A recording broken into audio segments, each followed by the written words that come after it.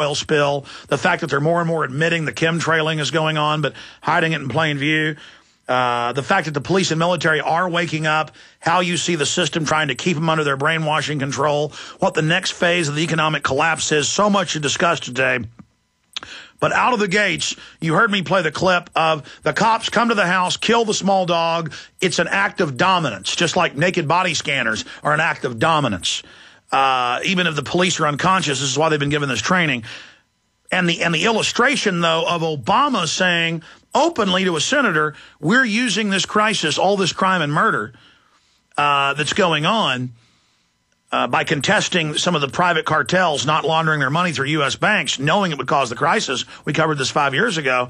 We're using that crisis to bring in our North American Union. I mean, this is an amazing admission. Alan Watt. Yeah, it's common, too, that so many of them, Hillary Clinton said the same thing, too, a while back, we'll use this crisis. You find the members of the Council on Foreign Relations saying the same thing. Never let a good crisis go to waste, because there is an agenda. And the agenda must go forth regardless. They will use anything at all, including, of course, this spill in the Gulf as well. They're using that to get their sustainable development and carbon tax agendas through as well. So these guys literally will use every crisis that comes along, and if they can't find one, they'll make one. Yeah. Alan, let's go into that first, because I haven't talked to you in a few months on air. I think I interviewed you right before the oil spill. Break down what you think is happening there and what they plan to get out of it for the viewers and listeners. Well, this New World Order, this phase we're going through now, apart from the amalgamations of whole continents together, and remember the NAFTA, the North American Free Trade Agreement, is still rushing ahead. It still has to have one more signature put on by the President and the Prime Ministers of Canada and Mexico, and that's legally binding.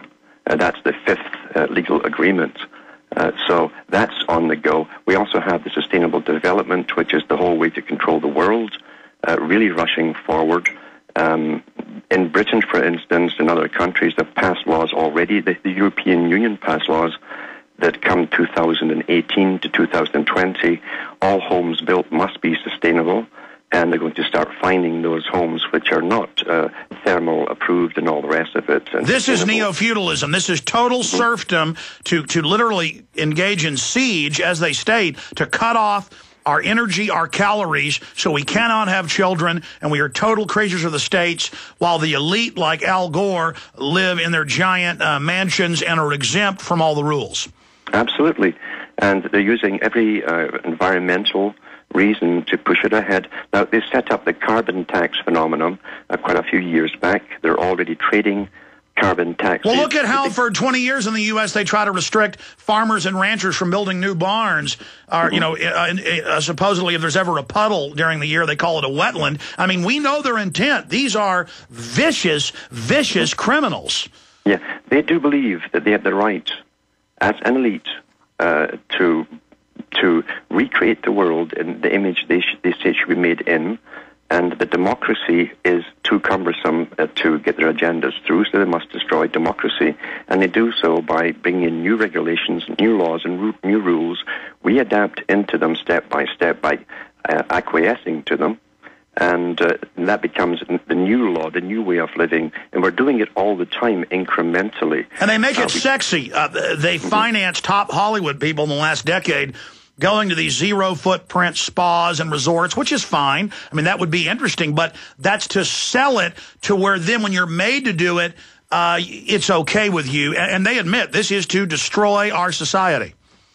Oh, absolutely. They've made quite plain in their own writings, in their communiques with each other. We've got the top environmentalists coming out now saying that democracy has to be put on hold now for the environmental crisis and for the crisis with the food shortages coming and all this kind of stuff. And by the way, they are bringing on food shortages because they have put so many farmers out of business.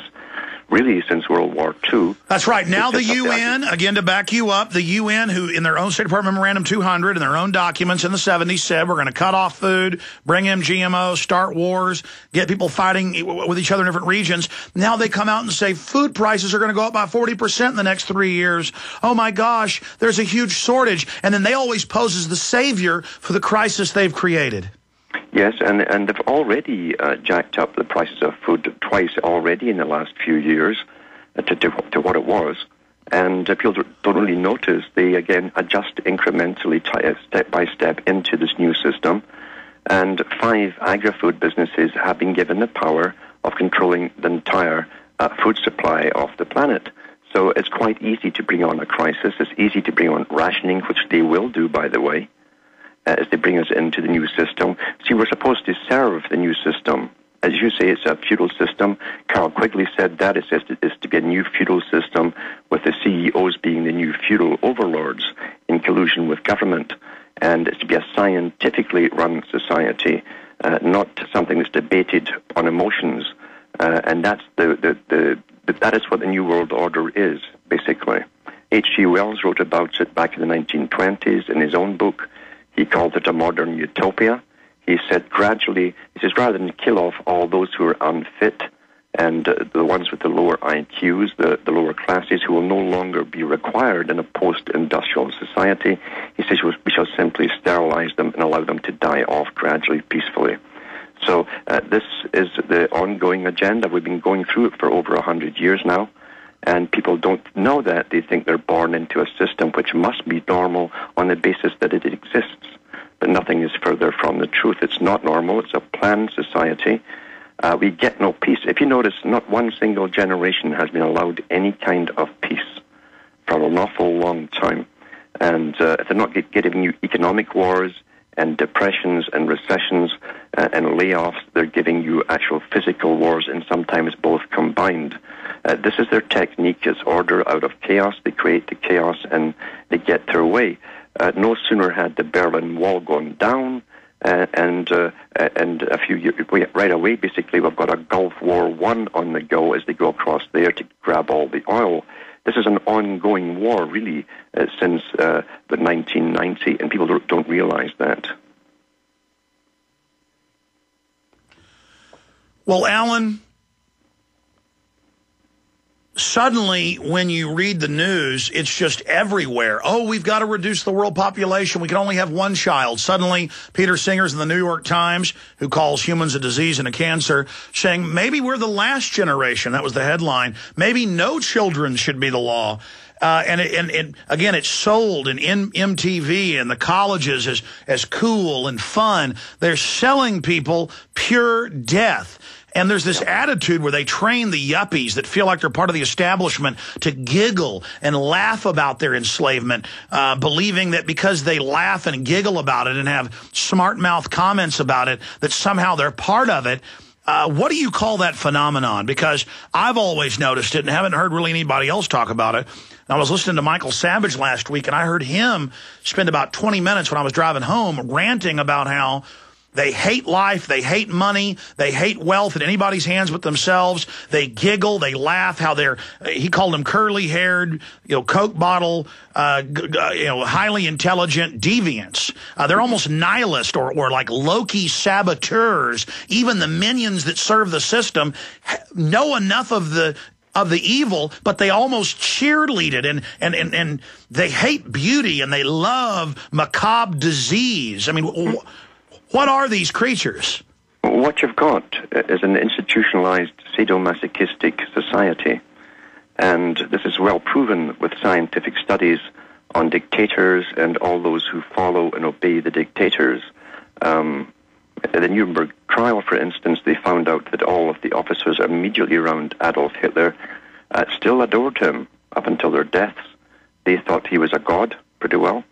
And in a ranking system of authority, the psychopath admires the one with more power above them and despises the lesser beneath them, so that he's sadistic to the one beneath him. And you have a deviant sadomasochistic system in operation today, with everything that comes from deviancy, including into the perversions of the sexual area too. That's rampant today. It's taught today, in fact, as a new normal. Winning is normal now. Defeating people. If you're defeated, there's no such thing as well done. You did your best. They literally